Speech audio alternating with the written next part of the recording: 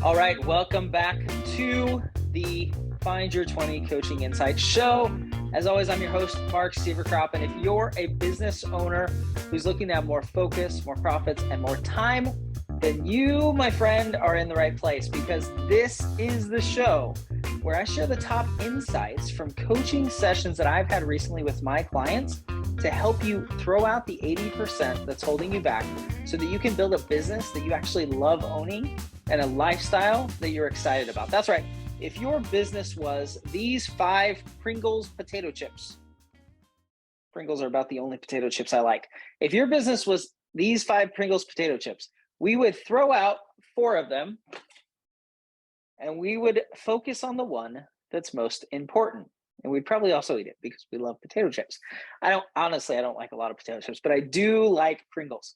So before we get started, I do want to share with you the resource for this week. And the resource this week is my brand new Focus, Profits, and Time for At-Home Entrepreneurs Facebook group that is launching this week. It's launching on August 10th.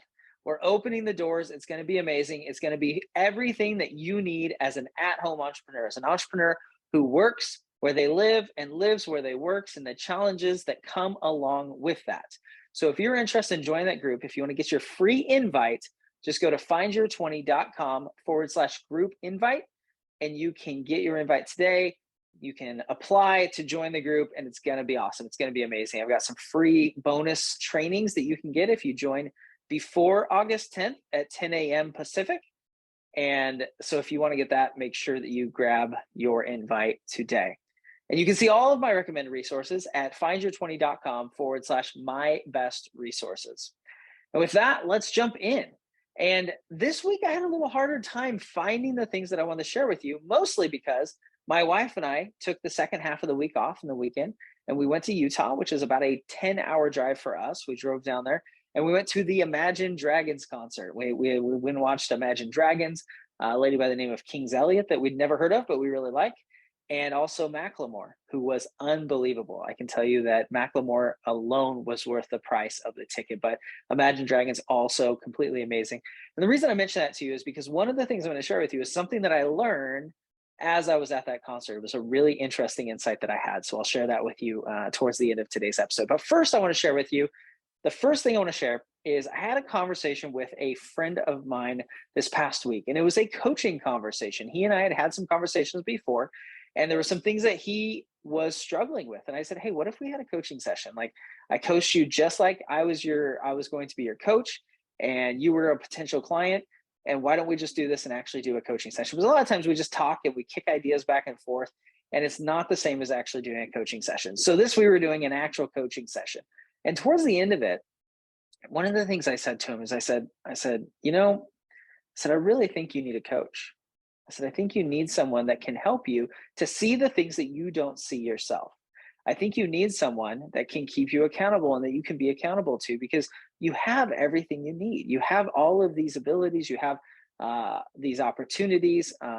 You just need somebody to help you to get past yourself, to get past the beliefs and the challenges and the mindset things that come up. And that happens on a consistent basis. And so I said, I really think you need a coach. I said, and at some point we need to do that. And because he was a friend, I didn't offer him to coach at that point, but I did tell him I thought he needed a coach. And I believe that everyone needs a coach. I believe everyone can benefit from coaching, because we all need someone that can hold up a mirror for ourselves. They can say, here's what you're saying. Do you recognize that you're saying this? Do you recognize that you're having this challenge? Do you see this pattern? We need that person.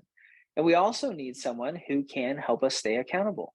I had a client one time who I'd meet with every 2 weeks, and he would come to the calls and he would always say, the things you asked me to do 2 weeks ago. And I'm like, yeah, I remember those. And he said, I did them yesterday because I knew you were going to ask me about them today. And that's the value of a coach. It's a value of having that accountability. We want to be accountable. We want to keep our commitments.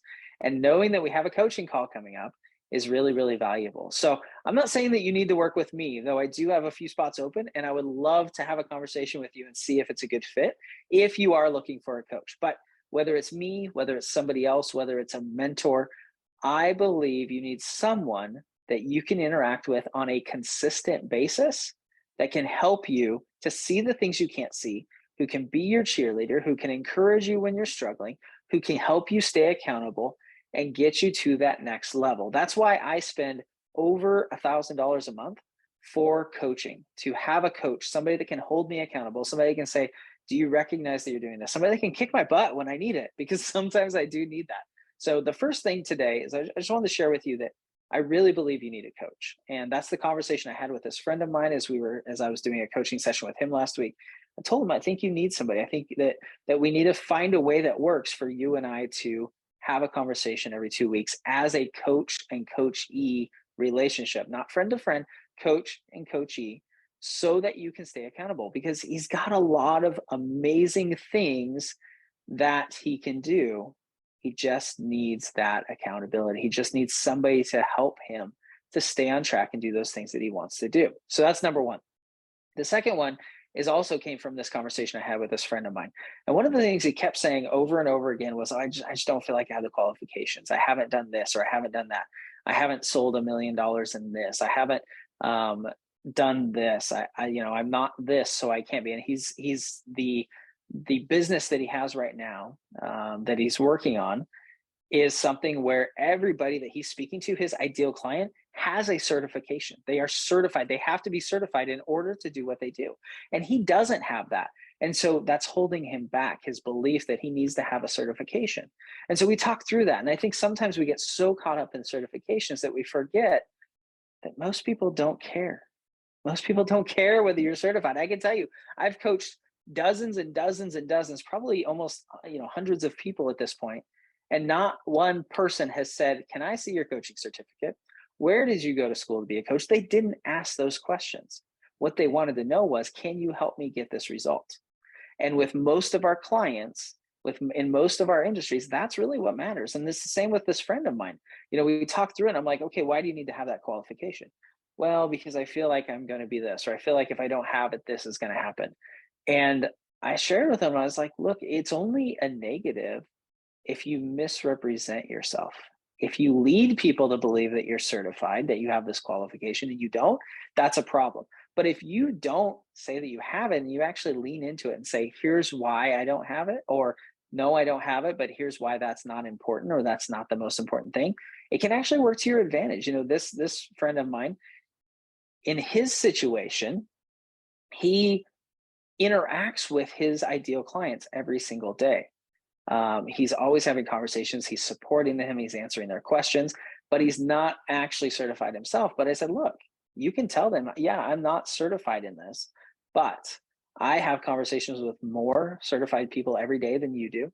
I am answering questions from them all the time. I'm seeing the challenges they're facing, and here's how I can help you. And sometimes being that outside perspective and not having that qualification, that certification, can be a benefit because you see things differently.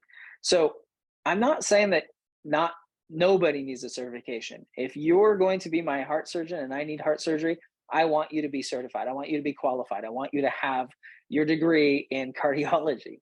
But for most of us, it's not absolutely necessary. Now, you can get them if you want, and that's fine. I think there's value, and I've taken some training on coaching and being a better coach and how to ask great questions and do all of those things, but I haven't gone and got a certification. And if I ever feel like I need to, I will.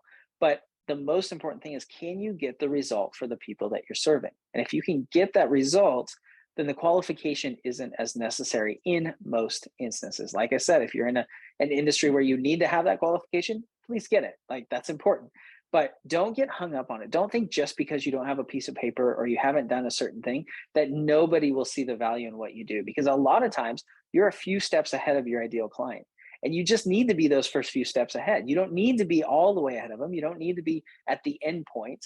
You don't have to be the expert or the guru. You just have to say, here's the next step, and here's the next step. And I'm learning this along with you. And as you do that, that will generate all of the credibility you need without needing to have a qualification. All right, the third thing I want to share with you, and this is something that came up a couple weeks ago, and it didn't make it in the last week podcast, and I wanted to share it. And I can't even remember the instances this came up, but I wrote it down during a coaching session, so I know it came from a coaching session. But it's this idea that and it did come from a coaching session, but I think it was also something that I learned in my personal business as well. And it's the idea that you have to sell free. I think a lot of times when we think something's free, we'll just say it's free and everybody will take it and they'll sign up for it. And that's awesome. Like whether it's a lead magnet or it's something else, the fact of the matter is it's not. Like people don't just buy things or get things just because they're free. Some people do. Like some people just do that. But most people, you have to sell free to them. You have to sell them on why it's important for them, even though it's free. Because even if it's free, they're giving up something for it, whether it's their time, whether it's their email address, whether it's, whatever that is, there's something they're giving up for it. So you have to sell free.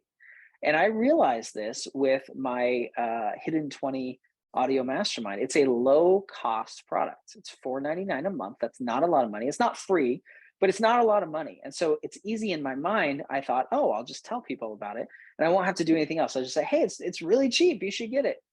And it didn't work. And the reason it didn't work is because I didn't sell people on it. Yes, it's not a lot of money. Yes, they spend $4.99 on all sorts of things all the time, but I had to sell them on it. And that's when I realized I need to create a sales page for this. I need to create a sales page that addresses the concerns, addresses the challenges that they're having, offers a solution in the form of the audio mastermind. And I did that. I created a sales video. I created a page. You can see that page if you want at findyour20.com/hidden 20. You can see the page I created. Before that, I was sending them straight to where they'd sign up for the audio mastermind. And I realized that doesn't work. It doesn't work. And just because it's low cost or it's free doesn't mean you don't have to sell it. Doesn't mean you don't have to sell people on getting that thing. So whether it's your opt-in, your lead magnet, whether it's a low price product, make sure you're selling it. Treat it as if it's a $2,000 product. Address it in the copy, in the sales video, in the marketing. Address it the same way you would a $2,000 product. No, I'm not saying that you have to do everything, but I want you to think through it that way, because when you address it that way and you present the value in that way, it changes the way it's perceived. If you send somebody to a free page and it's just a very, very short link, sometimes they'll take it, absolutely. But if they go to that page and it's like a free lead magnet, but it also says, here's all the things you're going to get from it. And here's you can go to page 3 to get this, and you can watch this video to get this. And this is the solution you'll have by the end of it. If you give them all of that information, now you're going to push them over the edge and they're really going to make the decision that they want to get what it is you're offering, even though it's free, even though it's low price. You have to sell free. Make sure you sell free. Make sure you sell them on the idea of giving you their email address or spending the time to consume what it is you're offering them. You have to do that. And if you'll do that, it'll increase your opt-in rate. It'll increase the uptake on whatever it is that you're taking, whether it's a low price product or a free product. Treat it as if they were paying $2,000 for it, and it will change the way that you market it. All right, the final one, and this is the one that I told you, comes from the Imagine Dragons concert that we were at. And the idea is, don't leave culture to chance. Don't leave the experience to chance. When you have a client, sometimes we just hope that the culture is going to be there. We hope that they're going to have a good experience, but we don't do the things we need to do in order to make sure that they have that experience. And here's the background of this. When my wife and I went to the Imagine Dragons concert, it was at the University of Utah in Salt Lake City. When we walked through the gates, we scanned our ticket. And as soon as we scanned our ticket, they scanned our ticket, we went through the gate, and as soon as we scanned our ticket, we were given these wristbands. And I said, here's your wristbands for the concert. I'm like, oh, this is interesting. And it was a little plastic thing, and then just, like the really cheap wristbands that you usually have. And it was interesting because we're like, oh, these aren't just what happens. And I think they told us, they're like, hey, they'll light up during the show. That was it. Well, so you have 35,000 people, 35,000 people, I can't remember what it was, in this stadium. And it's starting to get dark. And Imagine Dragons comes on. And all of a sudden, I notice that my wrist is lighting up and then shutting off, lighting up, shutting off, lighting up, shutting off. And I'm like, oh, that's interesting. And I start looking out over the concert, over the venue. And they had used these wristbands. And I don't know how they did that. I don't know what the tech is that does this, but it was awesome. They used it and they were choreographed to the music, to the concert. So sometimes you'd have this like wave of white lights that would go all the way around the stadium. And sometimes they'd be blinking, and they'd be blinking back and forth, back and forth. Sometimes they'd all be on. Sometimes they were blue, sometimes they were orange, sometimes they were red, sometimes they were white. And it created this experience in the concert that was absolutely amazing. Like, not only were the lights on the stage, but there was lights all throughout this stadium, because all of us, I don't think everybody, but it was like, I don't know how they figured out who was going to get them or not, but it was like a lot of people throughout the stadium had these wristbands that had these lights. And so what I realized was the Imagine Dragons, and by the Imagine Dragons, I mean the company that was producing the show, didn't leave to chance to create an experience. They took it into their own hands to make sure that that experience was created by giving us wristbands and choreographing the lights so that it enhanced the entire experience. They didn't have to worry about us pulling out our phones, and turning on our flashlights. We didn't have to, oh yeah, we've all got our lights on at certain times. Like, they did it for us. They created that experience. And so as I thought about that, I asked myself, I said, how can we as content creators, as entrepreneurs, how can we create the experience for our clients? How can we not leave to chance the experience? A lot of times I think we hope that people will have a great experience. We hope that they will feel certain things as they go through our products. We hope that they will have a certain type of feeling towards our company because of interacting with us, and we leave it to chance. So what are the ways that you can create that experience for your clients? How can you help them to have the experience that you want them to have? How can you choreograph, like they did with those bracelets? How can you choreograph the experience you want them to have? If you want them to feel a part of a community, how can you make sure that that community happens? How can you bring that community together? If you want them to feel like they're supported, how can you make sure they feel like they're supported? Can you mail them something in the mail? We talked about that last week in the podcast. Can you send them a handwritten note? Can you record a video and send it to them? What are the things that you can do that you have control of that can create the experience that you want them to have, rather than leaving that experience and that culture to chance? That's a really valuable lesson. It's something that I'm asking myself after this weekend, after going to that concert. How can what is the wristband in my business? What is that experience that I can create and make sure that I have control of, so that I know that they have the experience I want them to have when they interact with me as a coach, when they interact with my company? How can I do that? And that's a really important thing to ask and to consider. And I would encourage you to consider that for yourself. What is the experience that you can make happen so that you don't leave it to chance? All right.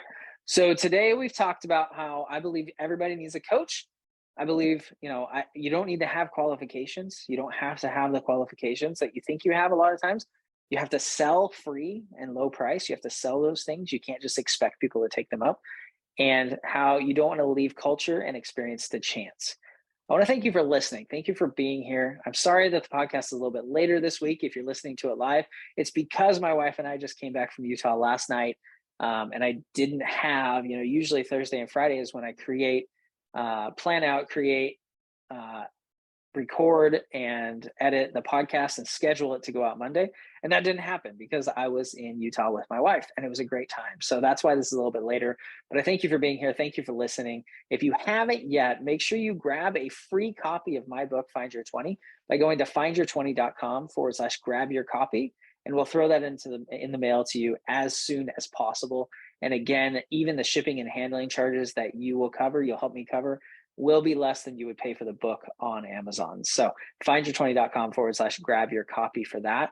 And like I said, the featured resource for today is the Focus, Profits, and Time for At-Home Entrepreneurs Facebook group that's starting and launching this week, August 10th.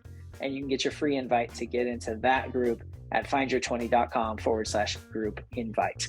And finally, if you know someone who has a podcast or a show or a Facebook Live or a LinkedIn Live, or you do, I would love to be considered for an interview. So I'd love to have an intro for that. I would love to share the things that we talk about in Find Your 20 and that I share on the podcast each week with your audience or the person that you know's audience. So feel free to send me an intro or reach out to me at mark@findyour20.com if that's something you would be interested in doing, or somebody that you'd like to introduce me to. And as always, please leave a rating and review for the podcast on your preferred podcast app. It helps others to find the show so that they can learn these insights as well. And until next time, get out there and chase your 20.